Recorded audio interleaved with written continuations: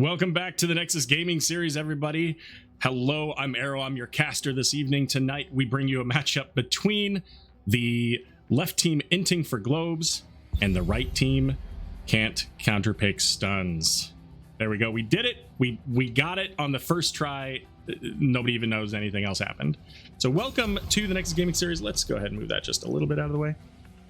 So while we were ready to go a little bit earlier, things have evolved very quickly. So we're going to do our quick map overlay details and standings, and then we'll get right into the game here. So map bans coming out from Inting for Globes. Our blue team, it was Brax's Holdout and Cursed Hollow. On the right, the bans coming from Can't Connect Stuns, not Can't Counterpick Stuns. Can't Connect Stuns. We have the bans on Dragonshire and Volskaya Foundry. And then our first map tonight going to be on Tomb of the Spider Queen, picked by Inting for Globes. Quick standings: Inting for Globes in their previous matchup 1-2-0 over Can't Connect Stuns. We've got number 2 versus number 5 tonight, 24 points to 8, and the draft is ready to go. We're already in it. Look at how we are. Look how far we are in this draft. All right, so right out of the gate on Tomb of the Spider Queen here, very small map, so rotations are critical. We've got Johanna and Maya being banned out, Sylvanas and Lucio banned out. Can't count, there you go, that's another one, can't count stuns. Johanna, really good hero just in general, has that ability to wave clear pretty well. Certainly make it easier for some of the other heroes that she would be working with. Sylvanas and Lucio really good for those rotations. And Maya just a really kind of a strong hero that you don't want to have to deal with, especially when somebody on the other team is really good at them.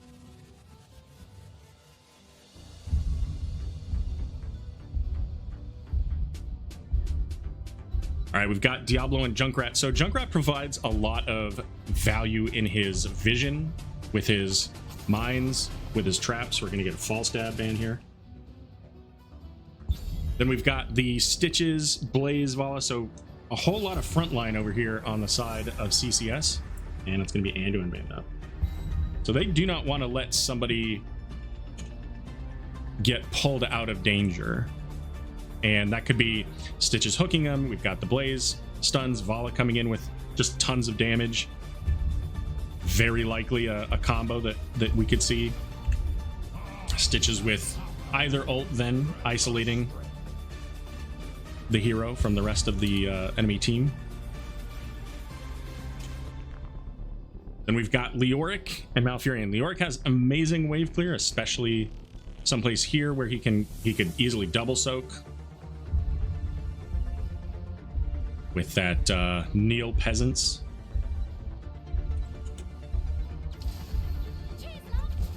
And Mockery's Tracer coming in with Tyrande. So yeah, so layering on those stuns, that's exactly what I was mentioning earlier. You take Anduin out of it so that there's no way that the opposing team can save their hero. Once they get hooked, it's a stun follow up by another stun, and with Tracer and Vala, that's a dead hero.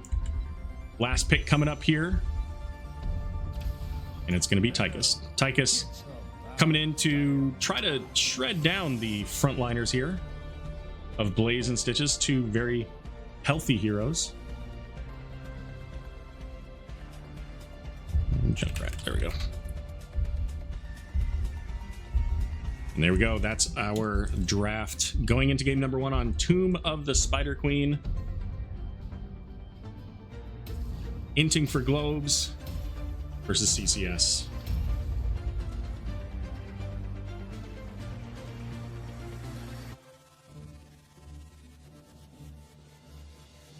I didn't mention the Malfurion. So they've got a lot of root potential over here on the Inting for Globe side of things.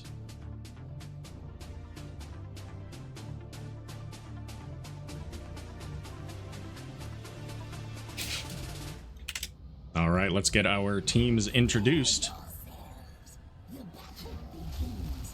On the left, it's going to be Inting for Globes. We've got Fuzz on the Diablo, Sakatora on Junkrat, Kavkivar on the Malfurion, Concept on the Leoric, and Storm Brandon on the Tychus. And over here to the right, we got Mockery on Tracer, Shredded Wind on Tyrande, Eric there on the Vala, the Maineski on Blaze, and then Stitches going to be played by Porky. Let's come back over here while we wait for the pause. We'll see what's going on. Went to Waffle House the first time in forever, somebody says. Hello, fellas. Good to see you. Welcome. Thank you for being here. We appreciate it. We, as in I, the royal we, all of us. Hey, my shirt actually shows the name. It's readable. I like that. Anyways, so Inting for Globes and Can't Connect Stuns, as mentioned earlier, in their previous matchup, Inting for Globes, they won 2-0. The maps that they were on were Cursed Hollow and Battlefield of Eternity. So very, very different maps. This is kind of a different setup than both of those maps that they would have played. It's a very small map, as is BOE, but the rotations are far more important here than necessarily you see on BOE. Very big distance between the two lanes on BOE. There's a little bit more of a monster focus in damage sometimes, as opposed to here where, you know, you might put some, but you're really talking about getting those gems in using the objective to push those lanes down. As far as pushing lanes, you know, the wave clear, you know, Blaze is all right. Leoric's definitely better. Neither team is super amazing at it. They've got, you know, acceptable. Junkrat does pretty decently too. So, yeah. So, I mean, I think that they're really looking at seeing when they make fights happen, ending them. Like, we've got CCS who are looking to connect those stuns and make those isolated heroes just die, whereas, you know, Inting for Globes has that percent damage from Tychus, the percent damage from Leoric, and Diablo can isolate a hero too. So depending on who he wants to get, is it enough to take out that Blaze or that Stitches? I don't know. We'll see. Couple of routes to follow up between Malfurion and Junkrat if they go with the, I don't know if they'll go with the Silence Trap or not, but laying that on top of the Malfurion, rooting somebody, maybe they fall asleep. I don't, again, let's actually see if I can check what talents are.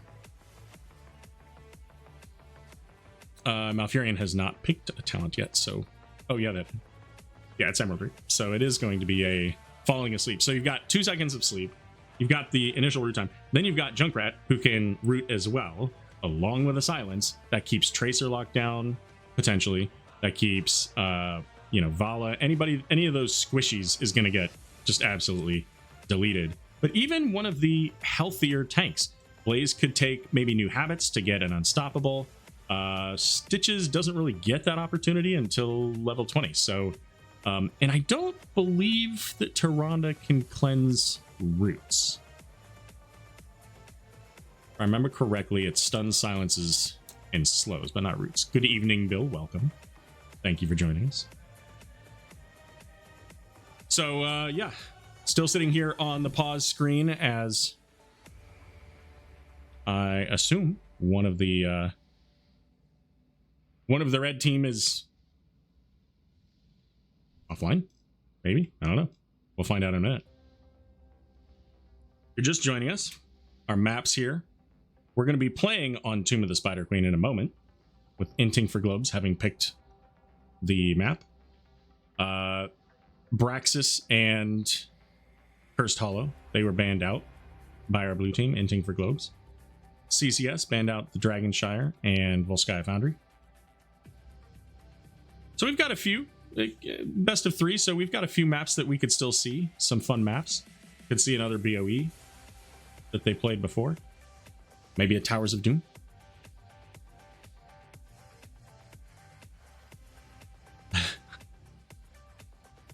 It does seem as if there is one player who is MIA.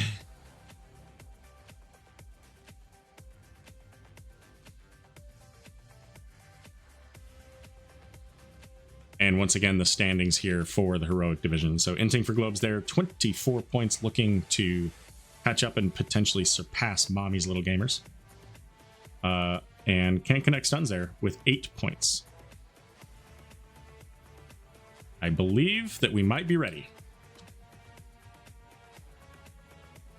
Sounds like we're ready. All right, here we go. Back into the game. 10 seconds.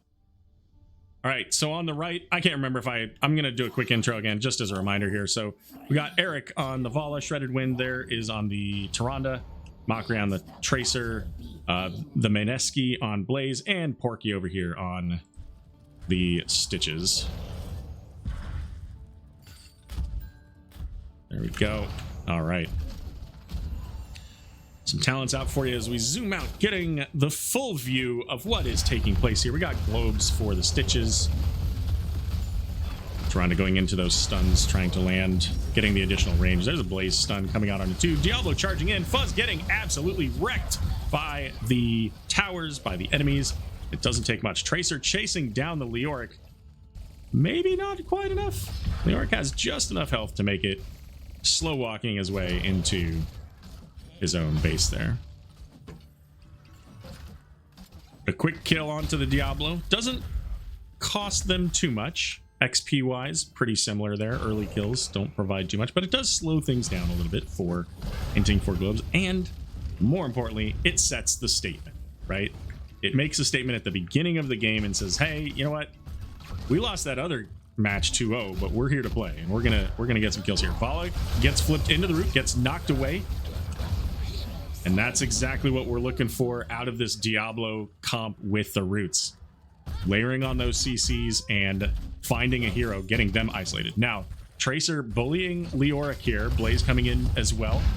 Leo can ghost walk away, but he's got the Tychus coming in along with Malfurion.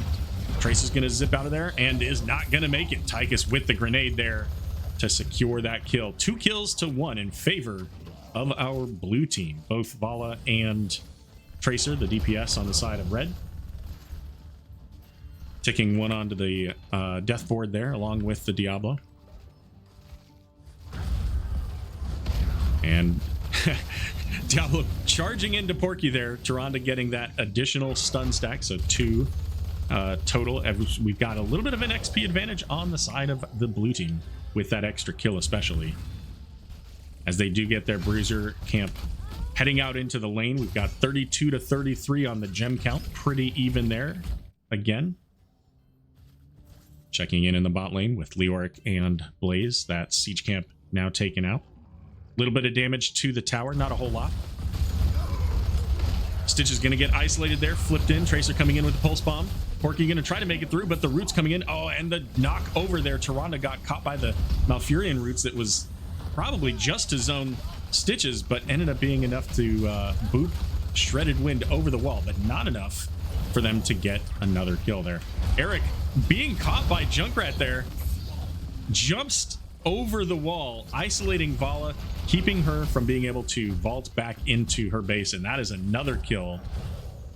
And we see this combination where the concussion mine along with the Tychus using his minigun, and then the root follow-up from either the Malfurion, potentially from Junkrat, depending on the circumstances. Porky's going to get caught there. Is going to avoid the Emerald Dreams version of the root, as 14 gems turned in so far for Inting for Globes. Brandon pretty far in there, but doesn't have... Like, if that Stitches was the Diablo, Tychus doesn't do that, because he gets flipped into that wall every day. But Stitches doesn't have that capability. Flip over the root just a split second behind Tracer's ability to blink out of there. Level 7 here for Inting for Globes. CCS now trying to get some turn in. The Orc's going to come in, get a drain life and a stall out on the Maneski. Stitches gets caught by the root, booped back, and not going to die? Is going to die. Diablo may be looking for the Stitches, but instead is going to catch the Tyrande. Maybe that was on purpose. Maybe it wasn't. I don't know, because Stitches was just about to die, but they do get that Tyrande now.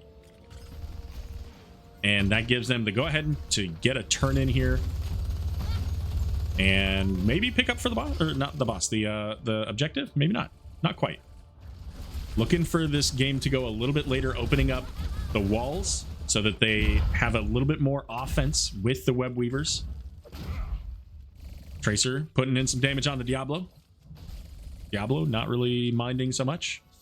Picking up a globe and going to full health. And here come the web weavers. So both teams have level 7, but the walls are down. Tychus gets caught, does jump out of the way there. Does not get caught by Tyranda's lunar flare.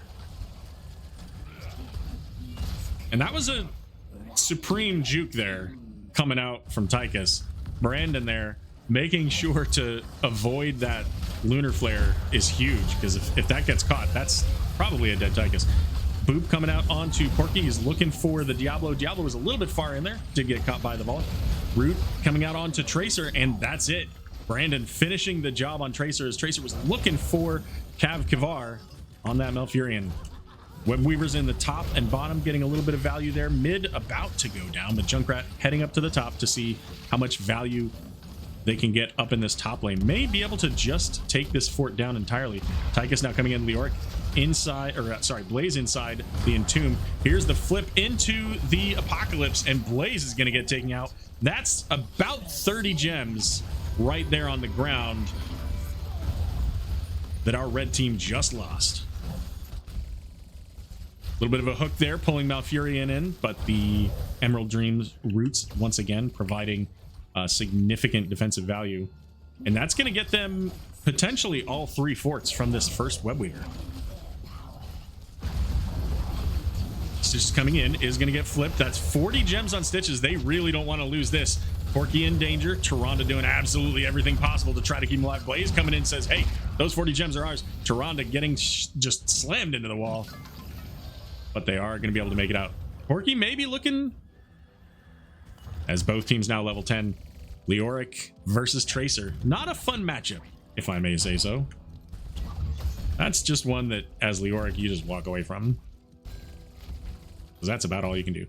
Blaze over here in the hallway. Diablo by himself is going to charge onto Blaze. Very low, probably just going to exactly. Tychus, man, if that was level 13, that Stitches catches Tychus. Siege Giants coming down in the bottom lane here, as the Bruiser Camp now going to be picked up by the red team. Orky may be looking to turn in. We've got a Tychus here.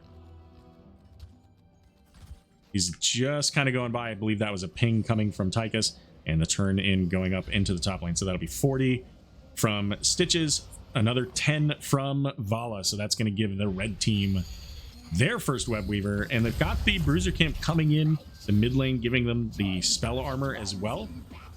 But it looks like for the most part they're going to commit their resources right into that lane that I was just watching. Hook coming out, just missing the Junkrat.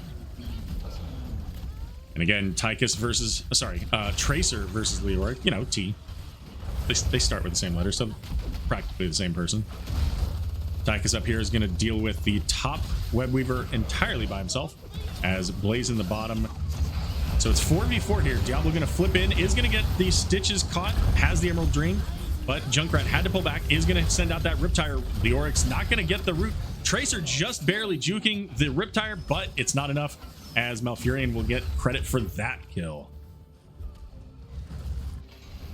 Down in the bottom lane, the web weaver pushed up now to the wall, so does get the wall down along with some tower damage. Flip coming in onto the Stitches. Bunker going down. Oh, and Stitches can't quite get to the bunker. The root keeping him out just barely.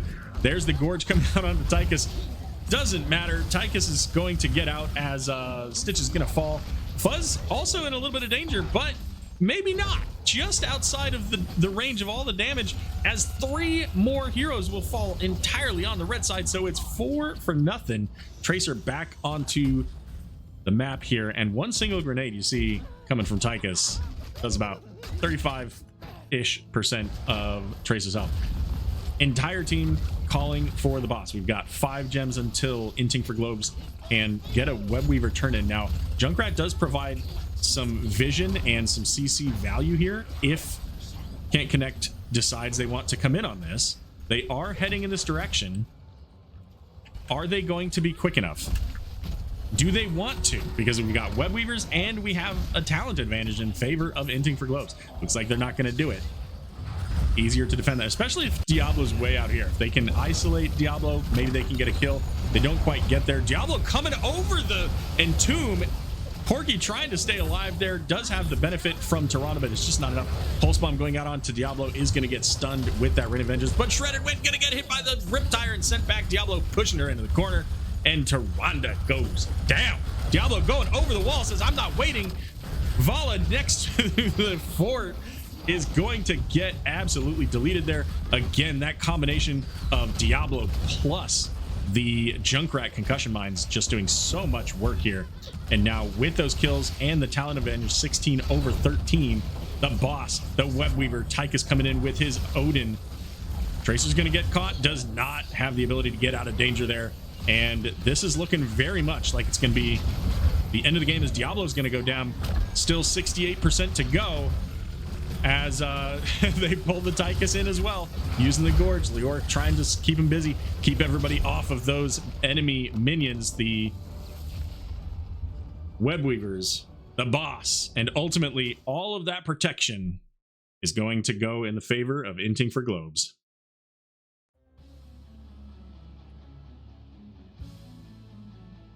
Hey, that's not the overlay you're supposed to be.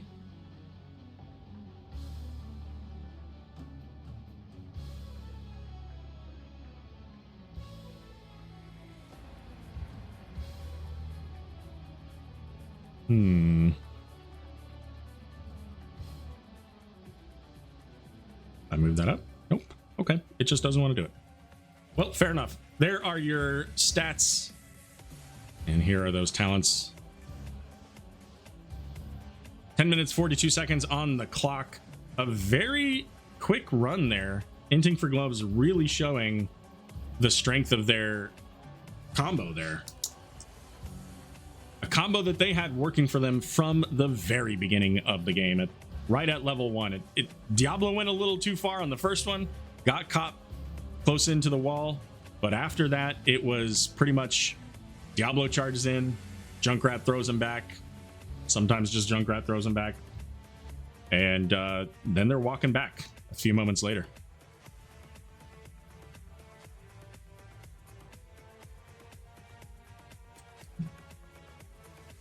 Alrighty, let's get that on the scoreboard. We wait to find out where we're going to go for game number 2.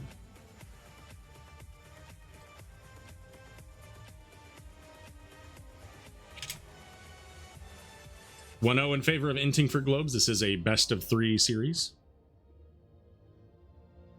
With that victory, that means that Can't Connect Stuns has the opportunity now to choose whether they want to select the map, whether they want to be the first pick, first hero pick.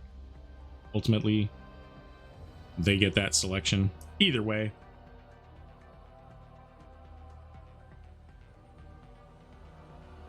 When we started, Inting for globes had map pick, and that's where we are.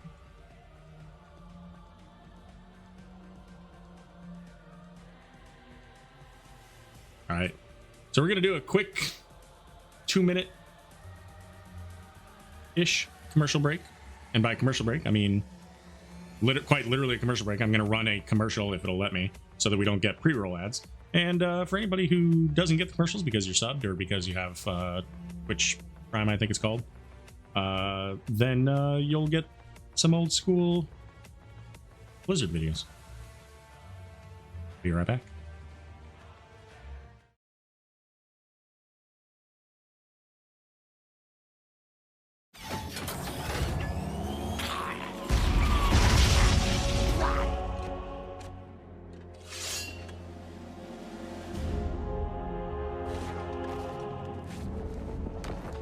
Hold your positions.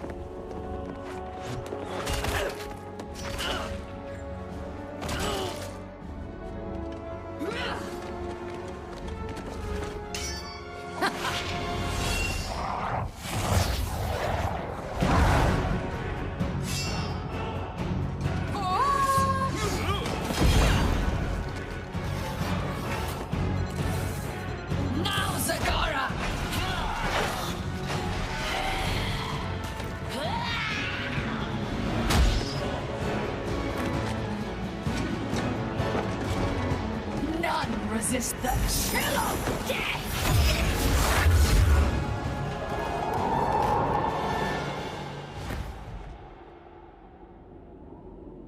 Yes. Well done, minions. Now, bow before Kel'Thuz's eyes!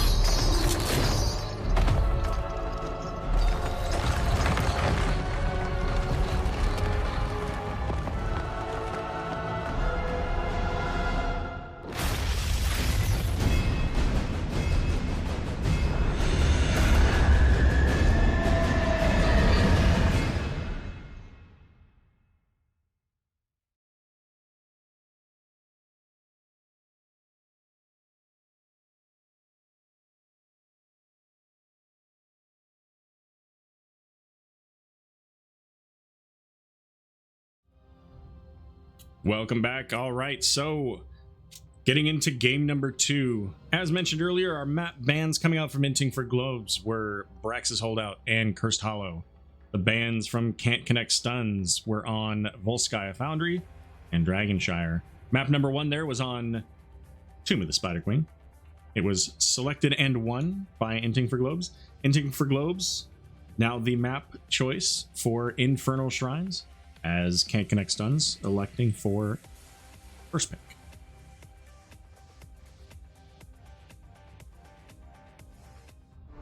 That's not what I want. And welcome back. Sorry, I have a cheat sheet with all my hotkeys and everything so that I remember which of the different pages to bring up, and it's just gone. It just disappeared. I'm pretty sure that my dog got up on my desk, ate it, and this is where we are now. So we're just gonna have to deal with that fact that sometimes I'm gonna go to the wrong page. That being said, we're getting ready for game number 2 here. Looks like everybody's in the lobby. I believe they're even on the right teams. So now we're just waiting on them to figure out their game plan. What are they gonna do? How are they going to win this game? Is Inting for Globes going to take it out of a 2-0? Or can CCS pull off a victory here in game number 2? I don't know. We'll find out. Here we go.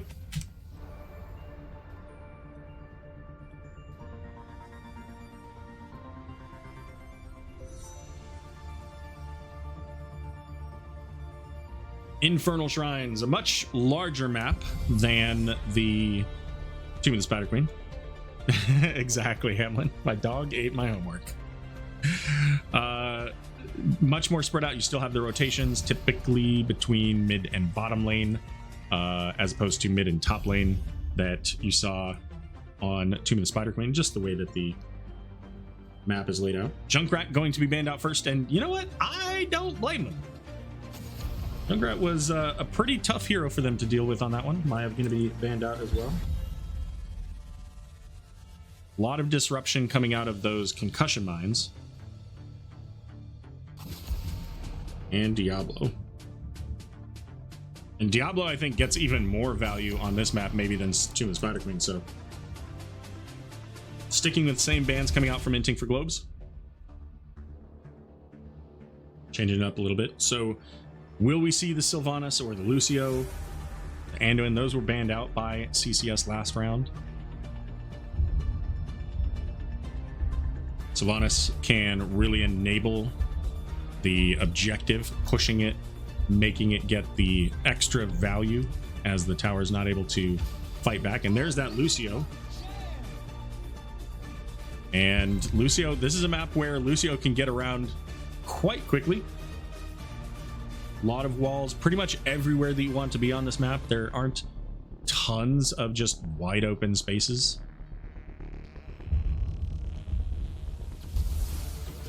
We're gonna get Hanzo and Blaze coming out.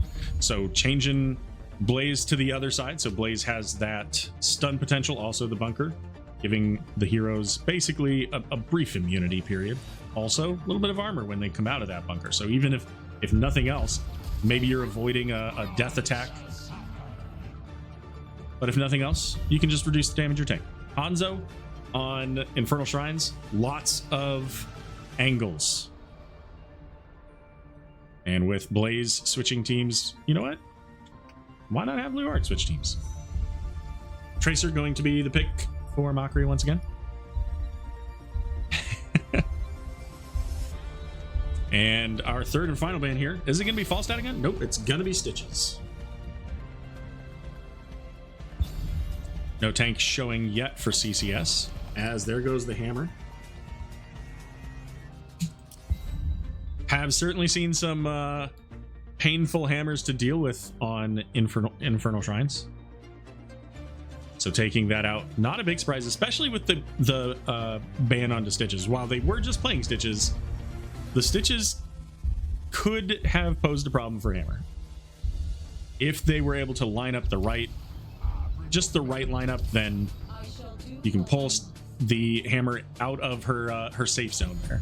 We're gonna get an Alexstrasza and ETC, so potential for layering of stuns with both ETC and Blaze. Alexstrasza, very strong hero, especially when you want to fight over these control points. Getting that Dragon Queen to come in as you're trying to finish that last half can be extremely helpful. Blaze also can help with that pulse bomb that Tracer has. Anubrak and Mephisto. Absolutely love this. Mephisto can bring a ton to this. Anubrak using Cocoon, using his stuns. A lot of ways to interrupt a mosh pit there.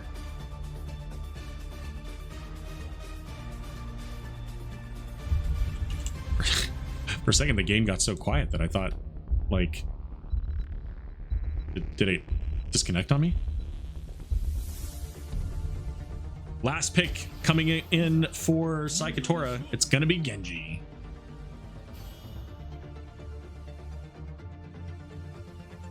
So both of the Shimada brothers going to make it onto the map here.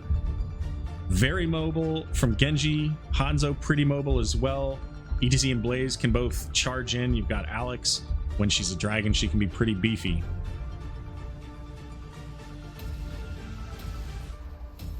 We've got Anubrak who can either isolate or just lock down with the Cocoon onto one hero.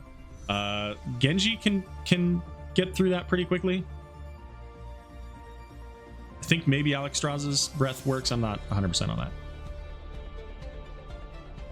But here we go, getting into game number 2 on Infernal Shrines. Let's say hello to our teams. And you know what? Maybe we won't get a pause right at the beginning. Who knows? It could happen. Alrighty, off to the left. It's Inting for Globes. We've got Fuzz playing the ETC, Concept on the Blaze, Cav Kivar on the Alexstrasza, Storm Brandon, they're on the Hanzo, and Psychotora on Genji. 10 seconds. And over to the right, looking to even out the score in this best of 3 series, we've got Can't Connect Stuns. It's going to be Eric on the Mephisto. We've got Mockery on Tracer, the Mineski on Leoric. We got Porky there on Anubrak, and Shredded Wind on the Lucio. Checking our talents. Blaze coming in, gets the stun as Mephisto using his little teleport ability, which I cannot remember the name of right at the moment, to get in a little bit of damage. There it is again. I'm going to remember it soon enough, or somebody will remind me.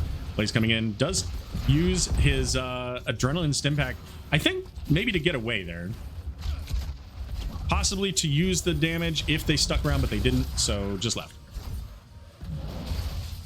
ETC trying to protect the Genji from any potential threat out of that Anubrak.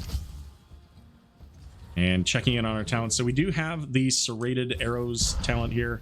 Simple Geometry. Going for those stacks here. Probably early on going to be looking to try to get those. And Porky going to get taken out there on the rotation down. A lot of damage coming out here from Inting for Globes. And Lucio doesn't have... He only gets that one kind of pulse that heals people up, so you can get a big burst of damage. It can sometimes be tough until later in the game. Leo heading back up to deal with the Blaze, but maybe looking for the Tracer. ETC was thinking maybe Tracer was going to turn around, didn't do it, and Genji and Hanzo ultimately going to take that kill Alex Raza in the lane, just trying to keep the numbers. And with that kill, ETC says, hey, we know where you are. We're going to come get this camp. Porky's going to have to burrow charge away. Big stun out onto Genji, but it's not going to quite matter as it's just a Nubarak and the Lucio. Mephisto coming in over the wall to try to just push him back. But Inting for Globes going to go ahead and go in for that globe and, you know, pick up a camp while they're at it. Leoric's going to Wraith walk away as Alex putting down the circle offensively to make sure that the team is in a position to get healed while they lock down that Leoric and get yet another kill. 3 kills to none so far in favor of Inting for Globes.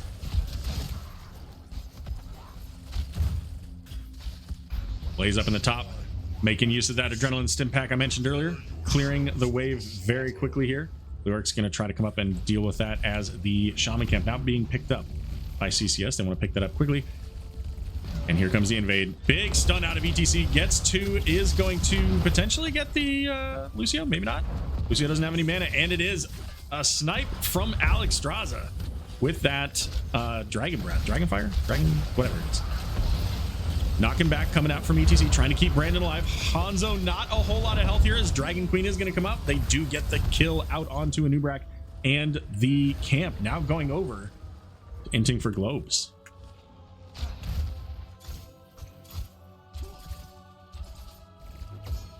And the shrine is active. First shrine is going to be a Frozen Punisher. So early in the game, getting access to a Frozen Punisher can be pretty helpful. Locking down those towers. And the fort, potentially. Tracer getting the Pulse Bomb out there. ETC just barely connecting with that stun as the boot coming in from Lucio. Tracer's going to be just fine. Nice stun out from Porky there, keeping Blaze from coming in. If that stun from Blaze connects, that could be a bad day for the red team. 15, make it almost 20 here for the blue team. 2 on the red side. ETC doesn't have a whole lot of mana here, is going to make it back into the heal, so nice and healthy on the side of Inting for Globes. A little bit low on their mana pools though, so depending on how this goes, they may find themselves short on resources, but they're at 32. Make it 35, 36. Could be enough here as Blaze just kind of doing his thing, just finishing the job. And that's going to be the first Frozen Punisher going over to the blue team here. Red team trying to pull back so that the Punisher doesn't land on them and get a big stun as Leoric and ETC now down below. There's the burrow charge to pull away from the Punisher. Trying to pull it in close to the tower, keeping it away from the enemy team so that they can't come in and cause problems. But there's the tower shut down, looking for the damage. Genji harassing the backline, looking for that Mephisto. Isn't going to quite get there, but there's a big heal potential, so they've got a place to sit. Mockery taking a load of damage from that Punisher. And the Punisher getting some significant value here on the fort. Fort about to be shut down once again. Concept pulling back on the Blaze. Did have a pulse bomb, but there's a big heal there. Genji sitting about 25%, is going to get the assist from the Punisher. Mockery pulling away, trying to just stay away from that Punisher. Nobody dying in this entire fight, although Lucio looking for the Blaze, and now everybody surrounding Blaze trying to keep him out. He doesn't have enough to jet propulsion out, so that should be a kill, and it is the first kill. Make it the second kill coming out from the red team. Ultimately able to keep their fort just alive just a little bit and catching up a pretty significant amount in that XP, getting 2 kills out of that. Ultimately, structures do not respawn, players do, so the value there in favor of Inting for Globes. But this is a big statement for them. This is a push now if they can keep that momentum going, especially if they can find themselves an isolated hero like the ETC. And if they can catch up in XP here, they're just a little bit behind to 10 as Inting for Globes now making their way with their ultimates here. ETC's got that mosh pit. Genji going over. Hanzo and Blaze up in the top, trying to harass Leoric. They do finish the fort up there with the 2 up top. This is 3 versus 4. There's no ultimates on the right side though, so there's ETC getting a 2-person mosh. Does get interrupted by the Anubarak. Dragon Queen coming out is going to secure the camp in favor of blue. So 3 versus 4, but 10s are now here for can't connect stuns. So can they get something? They've got the Alexstrasza isolated. ETC is going to get that big stun to slow things away. And Boop coming in. Porky getting low, but the Tracer with the pulse bomb and ETC is going to go down. They're looking for more as Anubrak diving into the back line. Anubrak's very low, does get an unstoppable, but it's actually going to be Alexstrasza falling and Salkatora as well. So it's going to be all three heroes on the blue side making their way back to the graveyard here, as up in the top lane, pushed up against Leoric. Leoric just basically, oh, hello. Is that a Hanzo? Hanzo completes his quest, but Leoric sitting at a cool half health. Anubrak and Leoric versus Blaze. If they can lock him down here, well, there's Blaze using the bunker and Dragon Strike coming out from, is that Dragon Strike? Man, it's been a long time. I'm forgetting the names of some of these abilities. Yeah, Dragon Strike. Of course it is. Anyways, Blaze gonna get the Anubrak stun, does get a jet propulsion, but a big high five coming out from Lucio. ETC knocking him away from their heal, but Leoric coming in with the Entomb does get a big slow out onto Alex and ETC, but not enough damage to follow up on it. Tracer there getting chased around by Genji, but is going to make it back safely to get a healing camp. Healing well? Healing well, there we go. Hey guys, I played this game. Camp's the name of the game right now, as a blue team gonna pick up an offensive siege camp here. Anubrak throwing out that stun, probably just to keep themselves alive. Getting back and tapping, using that well for mana here. Anubrak's gonna get the cocoon out onto Hanzo, as most of the team, not quite all of it, is here. Hanzo's gonna, oh, a big root coming out from the Mephisto, as Genji using the X-Strike to get out of danger. And the life there for Genji, full health now thanks to Alexstrasza. I need to remember what some of these things are. What is the name of this one? Life Binder. Ah, that's not the right button. Sorry. My first day. Mephisto coming in, has the vision. Dragon Strike coming out. ETC with the Mosh, but it's not quite where the Dragon Strike is.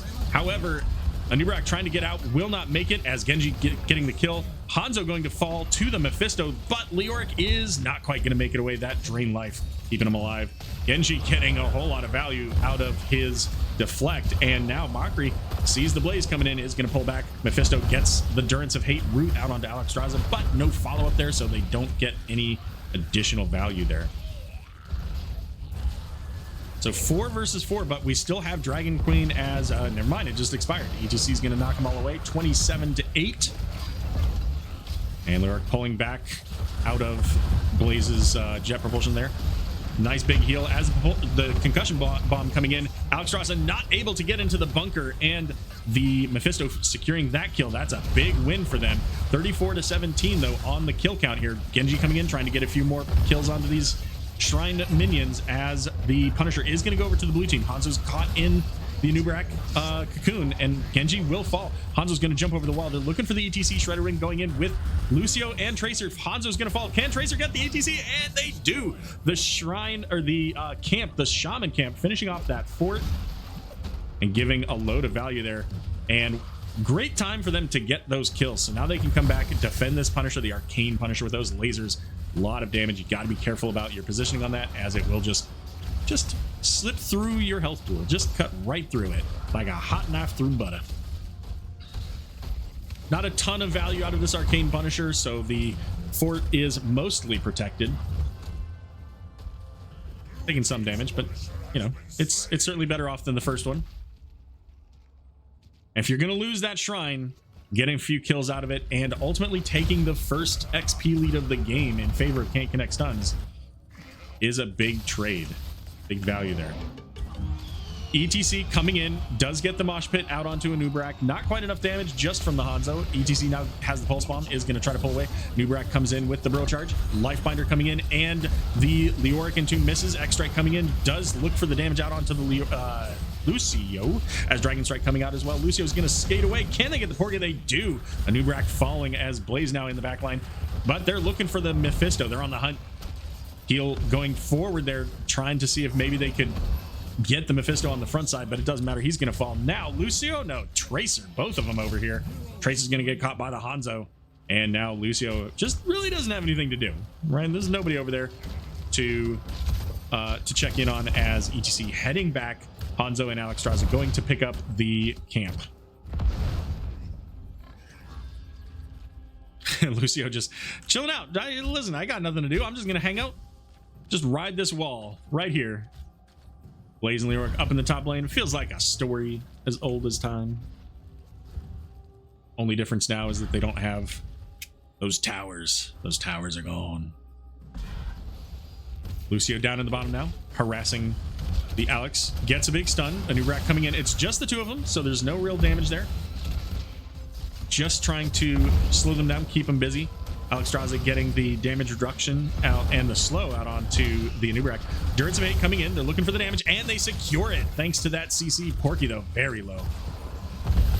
Blaze getting the pulse bomb from Tracer. Slow coming out from Leoric. Not gonna land the hand onto the Hanzo.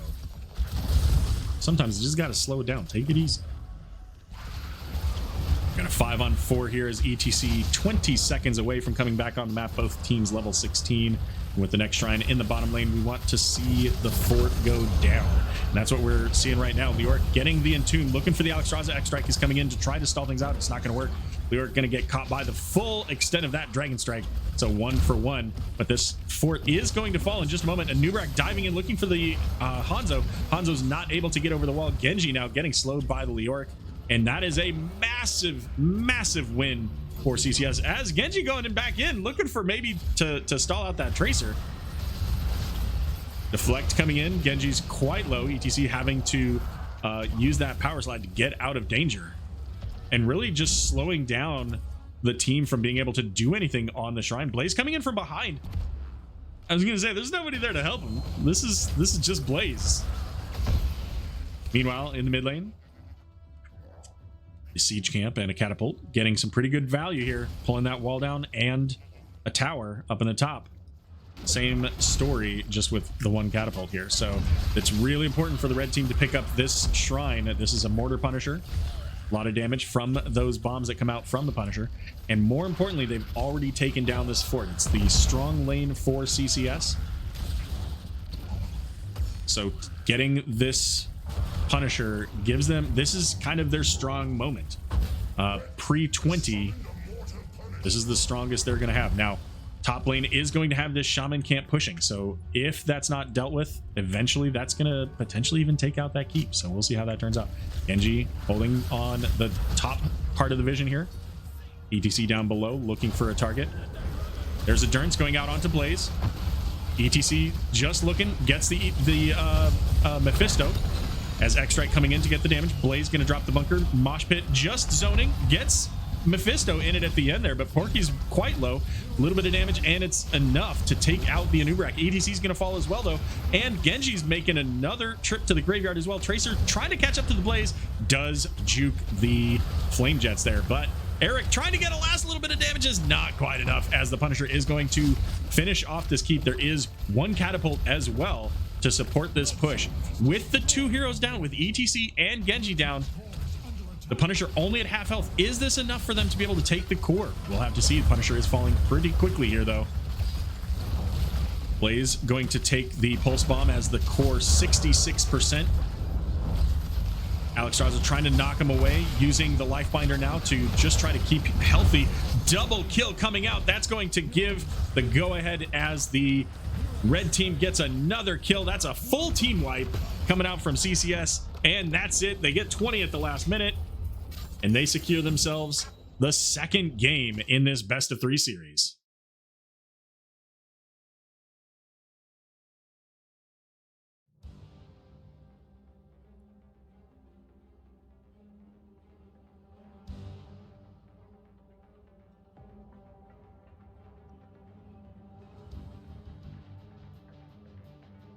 And with that, we are tied at 1 apiece. CCS picking up their first victory of the season over Inting for Globes. And the question is, can they pull off another one? Can they get a second victory in this best of 3?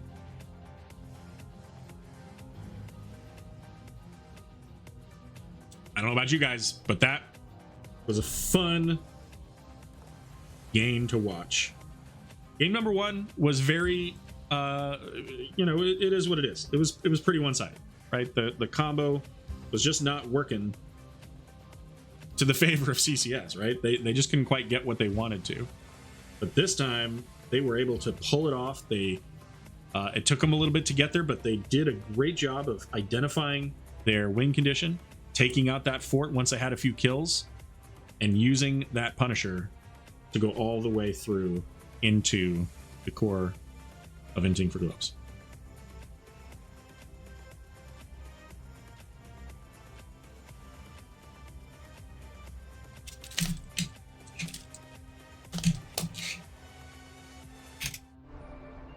That's not what I wanted to do.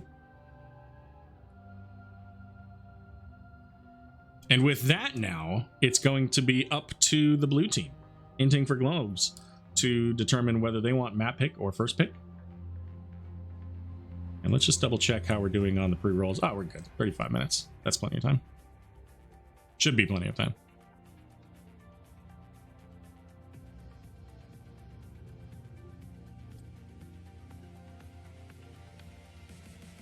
So let's take a look and see what map options we have left here. Alterac, Garden of Terror, Battlefield of Eternity, and Towers of Doom. Let's see if I can double check who selected these. I don't know if it tells us. I don't think it does. Oh, there we go. We know where we're going. Garden of Terror is going to be the third and final map of this series. And it looks like it was picked by the blue team. So yeah, there you go. Blue team likes likes the map picks. Red team likes the first picks. Everybody gets what they want.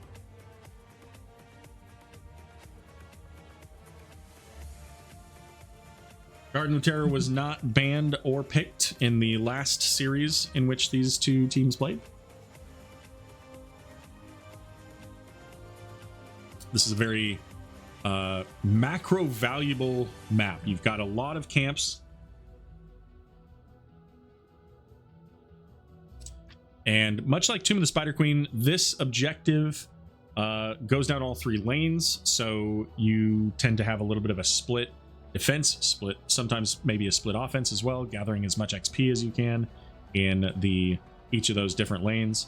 There are, again, a lot of camps, so you want to time those camps to provide value while you're skirmishing over, picking up the seeds from the Spider Queen, not the Spider Queen, the Garden Terror. Shambling Horror? No, that's those are the minions. But yeah, there's what, 1, 2, 3, 4, 5, 6, I think, camps on this. So yeah, you got 2 bottom left, 2 bottom or 2 upper right, and then 1 and 1 on the opposite corners there. So could see a lot of camp activity here. We could see some very camp friendly heroes to be able to pick those up quickly. It's also a fairly large map, so you could see some of those global heroes like the Falstad. I don't think we saw, yeah, I was gonna say I didn't think we saw Dahaka, but Dahaka sees a lot of value on this map too, because there's bushes everywhere. The global gives him the potential to get around quickly on the map, so we could potentially see something like that. And the thing about those heroes is that they fit pretty well into what we've already seen. We've seen kind of the charge in combination on the side of Inting for Glums. They've done that with the Diablo. They've done that with the ETC, Genji, even really Hanzo, and Blaze. And then also kind of that stun combo with the Dahaka could fit in really well, getting that drag or even an isolation or contagion at the level 20 upgrade. I don't think they'll take the level 20 upgrade, but isolation or using that tankiness. I don't remember the name of the ability when I think about it, but you know, there's a lot of abilities I can't remember the name of today. But we're into our draft on Garden of Terror. Garden of Terror, GOT, Game of Thrones. That's as far as I can take that. There's probably some other stuff that we could connect there. Phoenix going to be the ban here.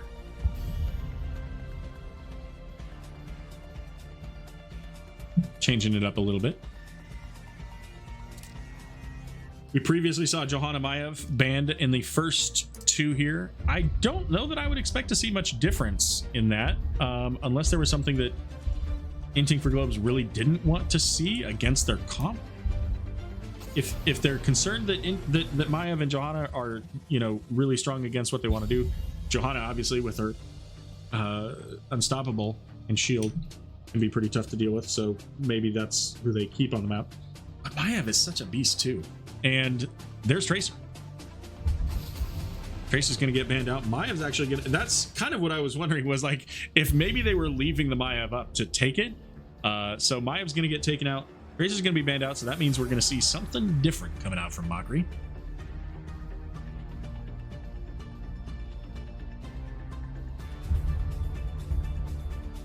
And our final ban of the beginning, the first half of the draft here. Is it going to be the Johanna? Do they go ahead and just take that out? They've done it twice. It's not. It's going to be Diablo. So three new, well, kind of three new heroes. Diablo was banned out in the beginning of last round. It was just the other team. So two new heroes making it to the ban on this round.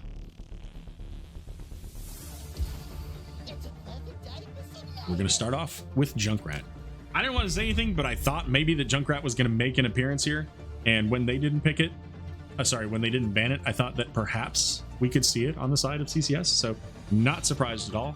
Again, much like Tomb the Spider Queen, the use of concussion mines and steel traps on a map like Garden of Terror, these, you get funneled in to these locations. So not surprised at all to see the Junkrat. Johanna Blaze going to come out for Inting for Globes, so very heavy, strong front line there. Kind of wonder if we'll see something, you know, we saw Junkrat and Tychus earlier. It was on the side of Inting for Globes. Are we going to see Tychus for CCS? Or is that not really in the cards with the blinds out of Johanna? There's Leoric and Lucio, so not really showing their cards on what we're going to get out of Mach for his Tracer replacement. Lucio coming back into it, and you know, Lucio did a lot of work for him. Those high fives were fantastic. And Leoric with an Entomb, one of the few ways that you can kind of just keep Johanna from doing what she wants to do, which is leave you or go into you. Johanna's gonna be the ban. And the final ban of the set. It's a best of 3. This is game number 3, so this is it. Oh, Bill, thank you for the Gigantify Bits emote earlier. I forgot that I saw the Gigantify. I forgot that was a Bits thing. Genji coming in on the last ban, so gonna be Greymane and Rhaegar. So Greymane and Rhaegar are both pretty good for getting camps. Greymane does a lot of we have a change in players. Juan Pablo 64 is taking the map.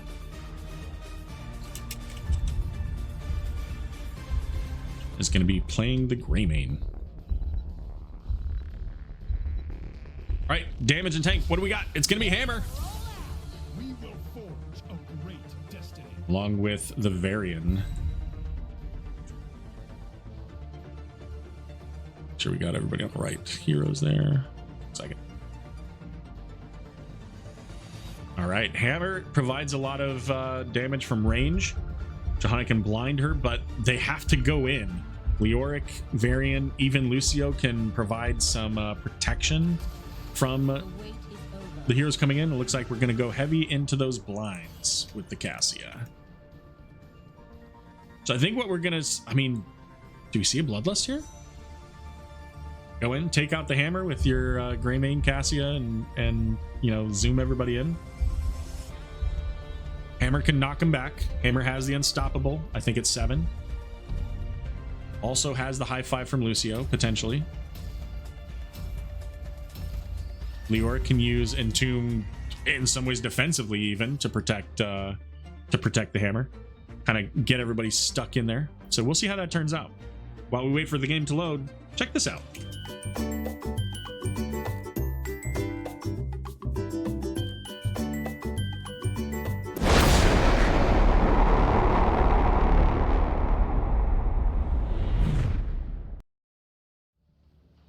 Welcome back to game number 3 on Garden of Terror. Start with our red team this time here. On the right, can't connect stuns. We got Eric playing the Junkrat, Shredded Wind on the Lucio, the Maineski on Leoric, Porky there on the Varian, and it's going to be Mockery on the Sergeant Hammer.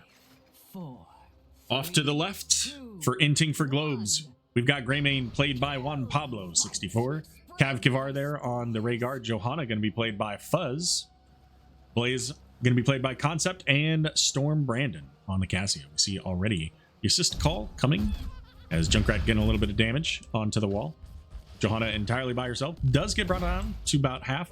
Varian at early game doesn't quite have the full value that he can bring in, as Greymane getting caught behind. Shredded Wind, though, taking all of the damage as Rhaegar looking to chomp right back in. Juan Pablo, though, is going to be the one that goes down in this 3 versus 2, because even though Varian's not much of a hero, he's got something. He got a little bit. He can slow. Can't taunt you. At least not as far as that ability is concerned. We're going to make his way up as nearly getting the tower. There it is with the flame jets. Jet propulsion coming in from Blaze. Kind of anticipating where Leoric was going to be. Didn't quite land the stun, but ultimately getting both of the heroes out of there. Johanna coming in, the blind onto the hammer to keep that damage down. Rhaegar trying to get that last little bit, just not quite enough, as Johanna's going to go down instead. The fort damage and the minions just doing barely enough. Single digit health there for a moment as Leoric and Junkrat going to get the first camp of the game. Oh, no, just a moment after the mid camp. Greymane and Rhaegar down there now working on the bruiser camp. And that'll go down in the bottom lane here. Sergeant Hammer, though, sieging up, throwing out those little time bomb mines.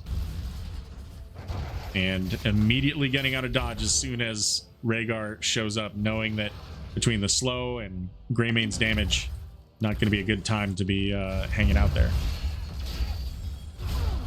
Varian now coming online with Taunt. Leoric with the Bruiser camp up in the top lane. A little bit of an advantage over the Blaze as both teams' siege camps going to fall. Johanna blinding the the Lucio, and Varian having to use the Unstoppable to get out, and once again just trying to use everything to keep everybody slow so that Fuzz can get out of danger here. Now Cassia kind of going 3v1 using the blind, does get caught by the taunt, and it looks like Brandon's gonna go down. 3 kills to none in favor of CCS, but a lot of value in that bottom lane with the Bruiser camp taking out that wall fully. Up in the top lane, nearly similar here, or nearly the same. We've got 1 tower down, 1 tower very close to down, and Mockery. Oh, okay. So yeah, people died up in the mid lane. It's okay, we didn't catch it. It doesn't count. With that kill now, level 7 going over to CCS, they will pull the monkeys off those little seedlings and get the channel started. And that's on the other half of the map. That's not often that you're able to pick up that offensive positioned seed, but they do get that value. Varian, yeah, I was gonna say they probably have an idea that this is here. Maybe. Yep, Rhaegar dropping the totem in there, providing the vision. Greymane having to pull back, doesn't want to get taunted, just like the Rhaegar there is taking a lot of damage out of the hammer.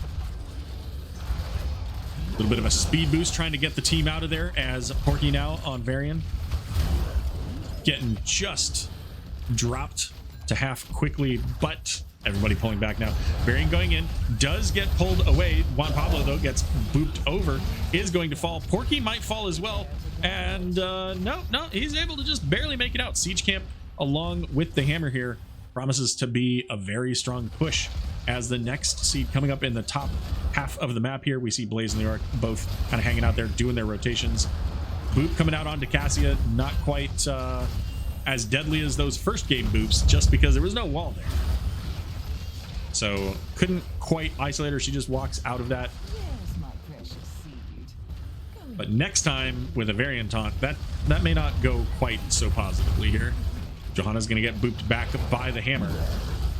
You know, that's another thing. Having a variant on your team against the Johanna can be quite helpful once you get to that 13. We'll see if they take Shattering Throw out of variant to reduce or instantly delete those shields from Johanna, preventing that unstoppable, making her a target that you can just kill.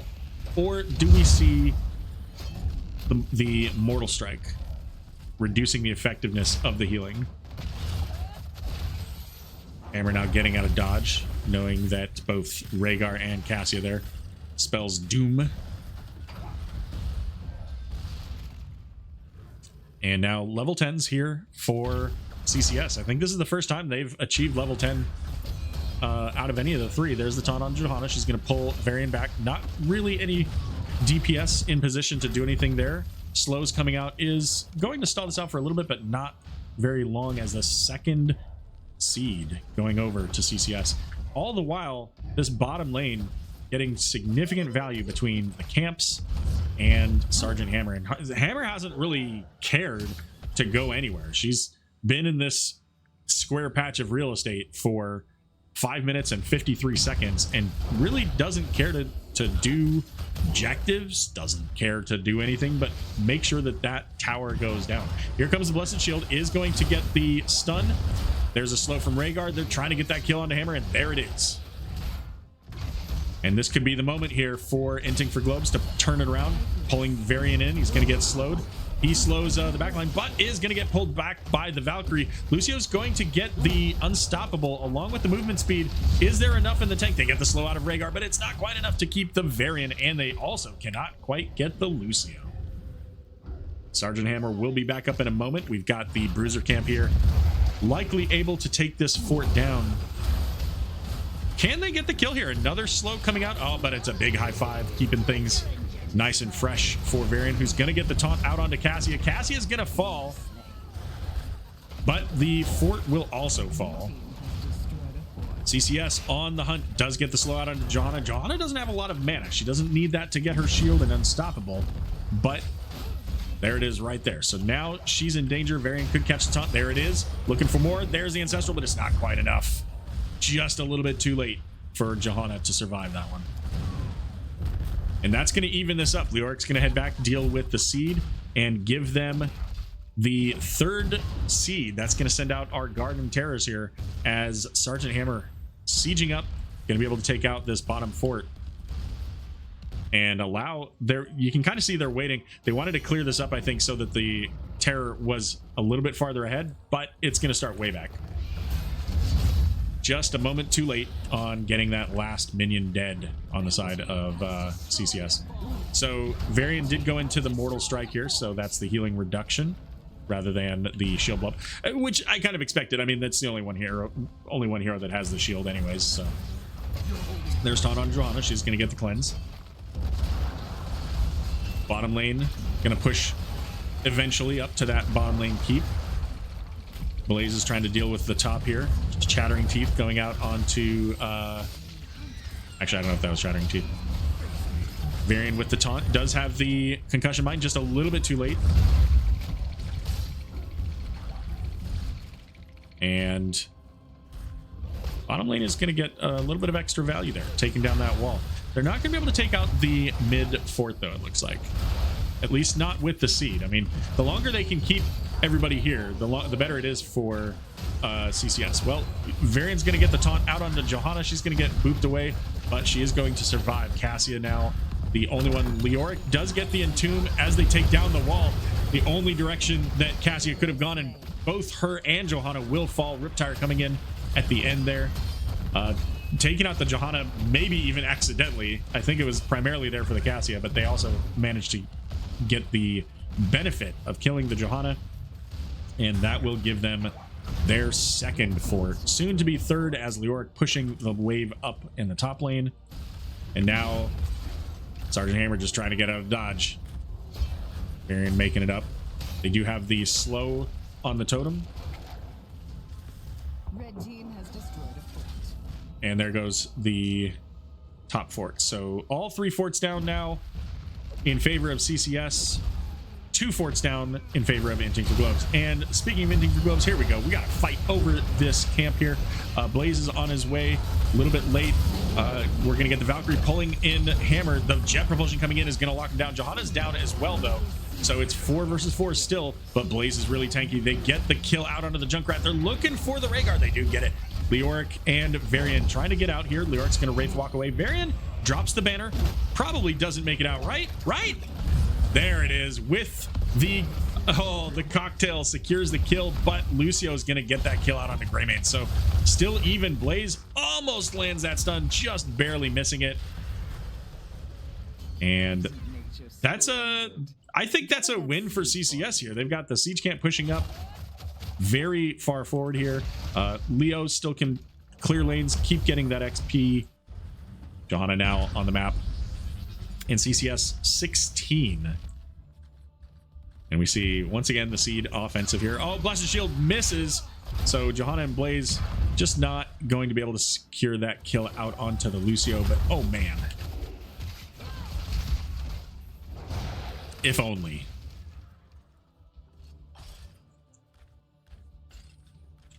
All right, we got Junkrat with the trap. We got Hammer with her mines. Ultimately, though, doesn't look like CCS is really gonna put too much into this. Just enough to stall things out for a few moments. Valkyrie pulling in, and Porky in danger. Does get the high five. Is going to fall as Rhaegar's going to throw out the Ancestral, is going to land, and they get the kill out onto the Leoric. I gotta keep doing that. Blaze going in, does have to drop the bunker, sitting at half health. Not a lot of mana. So a quick 2 kills coming out from Inting for Globes as they eliminate the front line. And this is really fantastic for them. That Seed is still just chilling out. They don't need it. But they're in a position now where if they can pull CCS away from that fort at all, so that Hammer doesn't have that defensive potential, then they're able to get a kill. But that's not what's going to happen. Seed's going to be picked up by the blue team, their first of the game, as Blaze is going to clear out the lane. Cassia is going to pick up the Bruiser camp here as well. Blaze likely to come help her. Both teams now working on their camps. We mentioned at the beginning, camps are the name of this map, and there's only one left at this moment, as Blue's going to send out bottom lane. And here we go. We get the top camp, and then once everything's on the map, then maybe we see a fight. Maybe we don't. Seed is coming up here soon. It's not critical. Johanna is using her Unstoppable, pulling back into the Greymane and the Cassia here. Blaze is pretty far away. Here comes Rhaegar. Does get the banner down there. Leoric coming in with the Entomb onto the Greymane. Lucio is going to get caught by the Valkyrie, but uses the wall to stay alive. Greymane is in danger as Porky trying to keep on top of it. Leoric Wraith walking in, but not able to secure that kill. And it looks like overall, CCS is likely able to pick this up. They do get the channel. Junkrat coming around behind. Both teams working towards 20, but our red team, CCS, a little bit ahead in that race.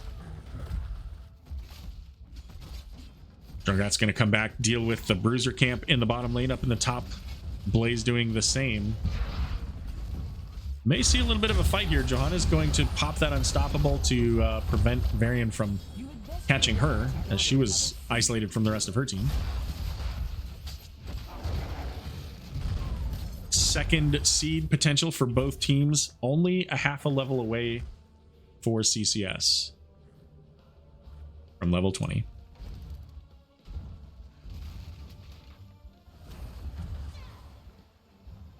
We're going to see Inting for Globes trying to get what value they can out of this, trying to set up.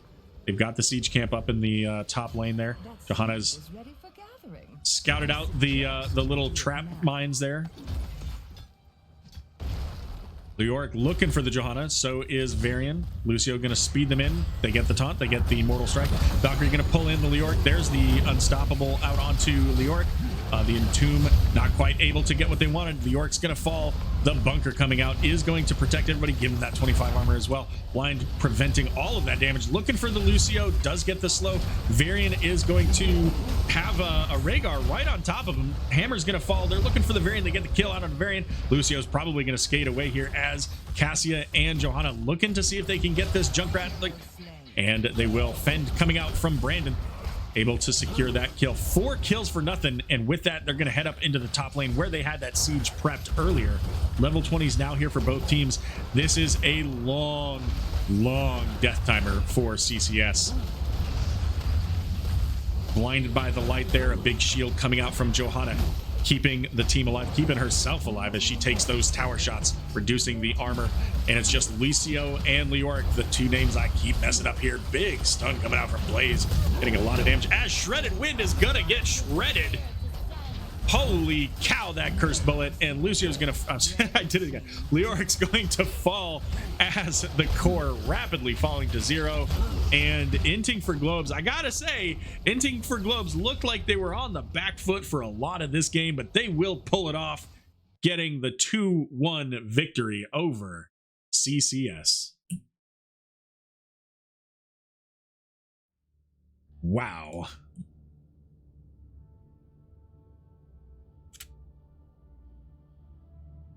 What a match. Let's give them their point for that.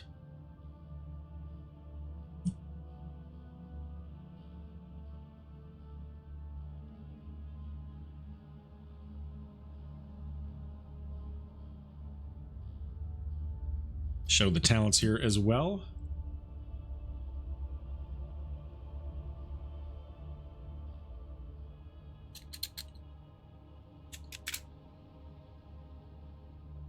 And we'll see if we can get somebody in for an interview.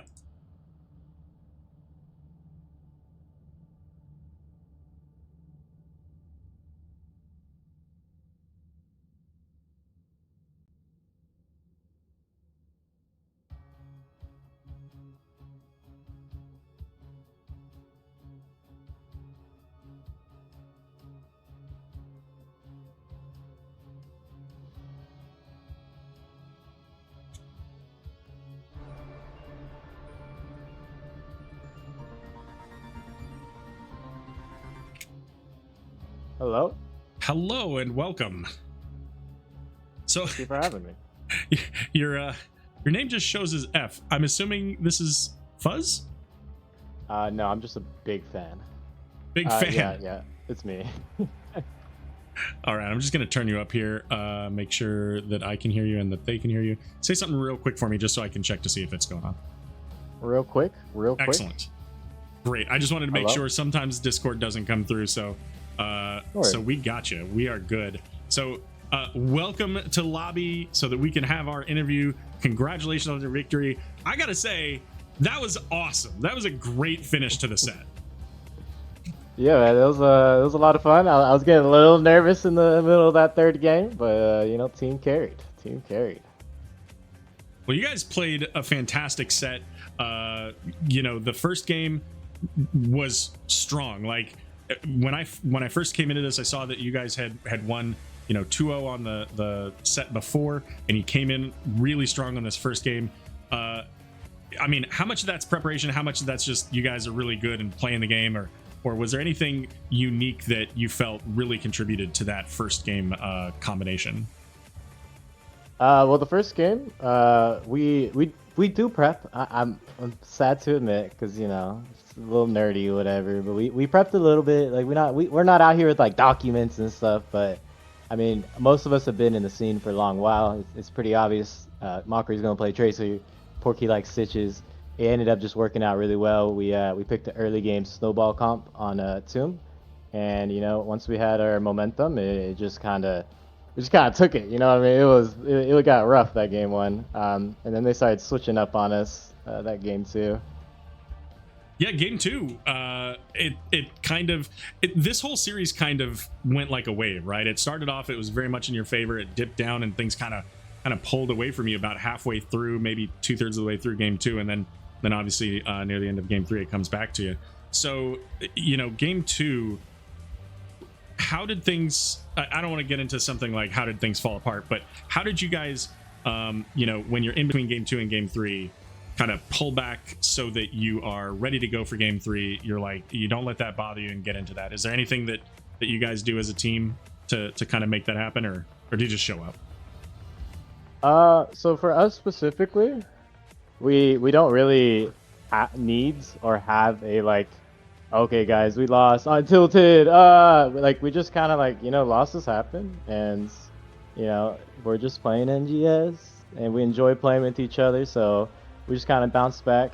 I was a little tilted, but that's just me, it happens. But honestly, the team mental is pretty good, pretty solid, and we didn't really have to do too much. We thank Saika for subbing in. We had Juan Pablo show up. I think Juan has a good energy as well. That kind of helped a lot too. Yeah, I don't know. Sure. Well, and really, game 2 and game 3 kind of were in a way, I guess, mirrors of each other, right? Like it started off pretty favorable for you guys, and then at the end they take that fort, they get the Punisher, they get a couple kills, and then they go win the game. Whereas then you get into game 3. So first of all, I gotta ask, was the hammer on your guys' radar? Yes, absolutely. I mean, we started the draft out with Blaze Johanna. We thought at that point that hammer was unpickable. Apparently that hero's just broken. I don't know. Because like we had the double blinds, we had the attack speed slows ready and everything. And the hero still looked pretty good, that hammer hero. Well, and I even mentioned it at, I don't know, somewhere around level 8, 9, 10, something like that, where Porgy just like bought real estate in bottom lane and said, this is where I live now. I don't leave this place to go anywhere ever.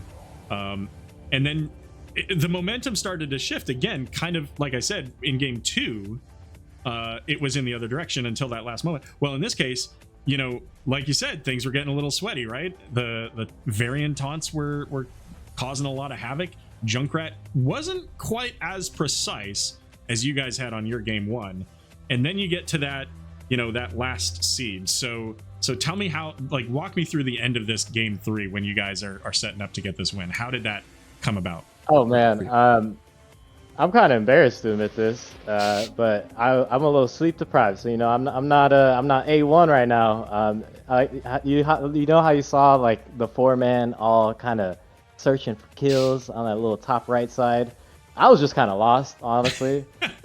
Like I had some ideas. Like one of the ideas I was having was just, oh, if I show mid because I'm Johanna, I'm Blessed Shield, I'm the main engage. If I show mid, maybe someone else would feel comfortable walking on that right side, was kind of the idea.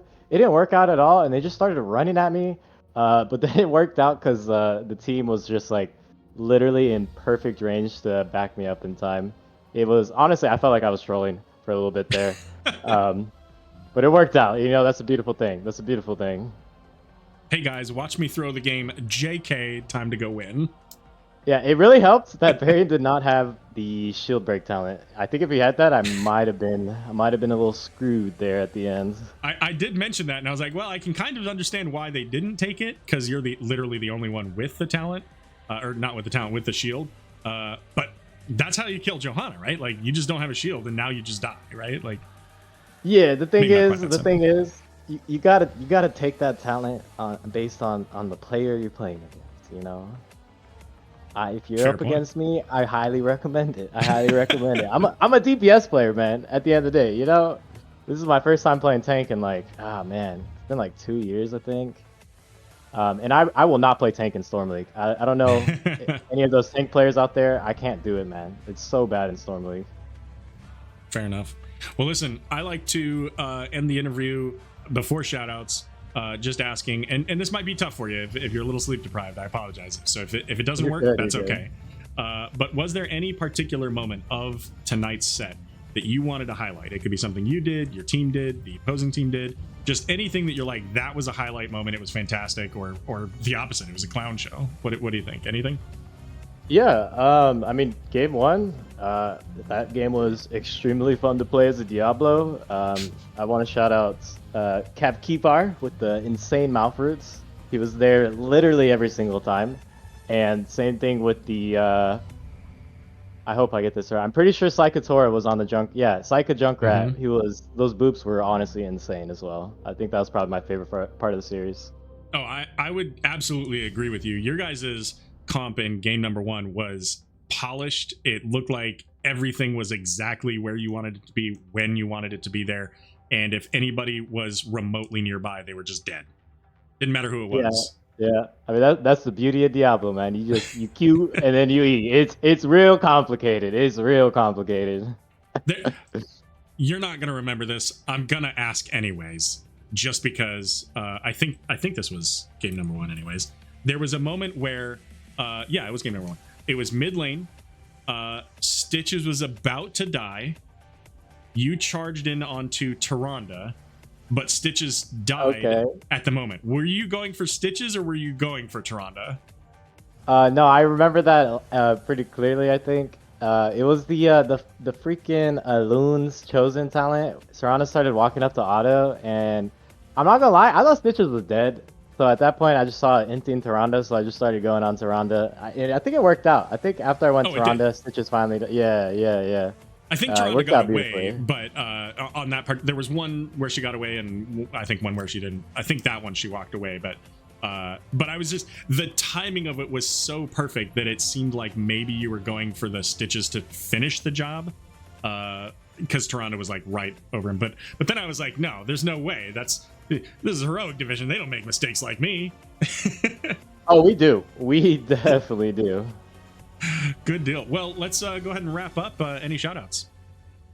Yeah, I mean, thanks for casting, man. It's always cool to have casters up here in the heroic division. Outside that, I mean, shout out the team. Shout out, all the players still going strong.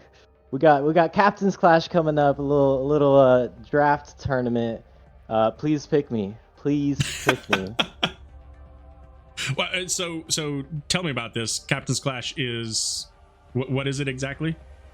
So as far as I'm aware, I ain't gonna lie. Over my course of competing in HOTS for the last, I don't know, 6 years or something, I never look at the rules, man. I just don't. I just like, sure. Tournament, cool, sign me up, man. But as far as I'm aware, it's a draft tournament. There's gonna be captains selected in some format. I don't know if it's already selected in the deep dark secrets of the back of the community, or if it's gonna be like community based. I have no idea. But there's gonna be captains, and then it's gonna be a draft show. I believe they're placing players at different price points. So I don't know. I guess it'd be like what's that NFL game everybody loves. I don't know if it's even like that. I don't play it, but you're gonna have players at $500, players at $400, and players at $100, and then it'll be a whole thing. It's coming up pretty soon, actually. Interesting. Okay, and is that in is that an NGS thing or is that an outside NGS thing? It's kind of it's an outside thing. I believe Nintori is the one organizing it, and we have Caldor and Bahamut casting, I think. Nice. I'm not official, okay, guys? I'm not official. That's fine. I get it. Okay, that's fair enough. I just didn't know if there was a way for people to check it out if they wanted to. But knowing that Caldor and Bahamut are casting it, that's really helpful. I have a link. If you give me 2 seconds. Sure. Where's that? It's actually a pretty well put together website. It's kind of crazy. Like, I haven't seen anything like this in a while. I'll just send it to you in Discord, okay? Okay. Yeah, and then I'll put it in chat so that anybody that wants to check it out will have access to it. Oh, sweet, man. Sweet. Appreciate you. Excellent.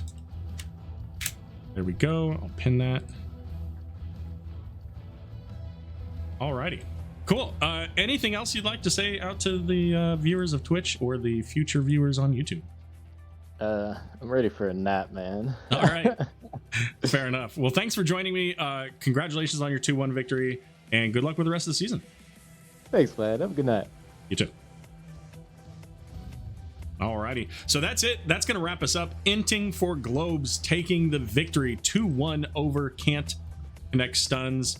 An absolutely fantastic match. Really, really a ton of fun. You know, too bad for that caster who can't remember Lucio and Leoric. You know, the difference between their names. Very similar heroes too, you know, a lot of things going on for them. So thanks again for joining me tonight for the Nexus Gaming Series Heroic Division. We're in week, I believe this is 7 perhaps. So I believe that's, you know, beyond the halfway point. We've got a few weeks to go until playoffs and lots of fun opportunities for casts. So may try to get some more casts in here as we go. For our raid target tonight, for anyone that's out there, I don't think there are any other NGS events going on, so let me just double check, make sure. Yeah, there's not anything else on. So what I'm gonna do is I'm actually gonna go mod a music stream. So why don't y'all come join me? We're gonna go say hello to Melissa Brett. Melissa is as a musician. She plays guitar, piano, sometimes ukulele, and it's you know, it's just a nice, calm, relaxing place to hang out after you know, getting all wound up here in the Nexus Gaming Series. So thanks again for joining me. Have a wonderful night, and we will see everybody soon.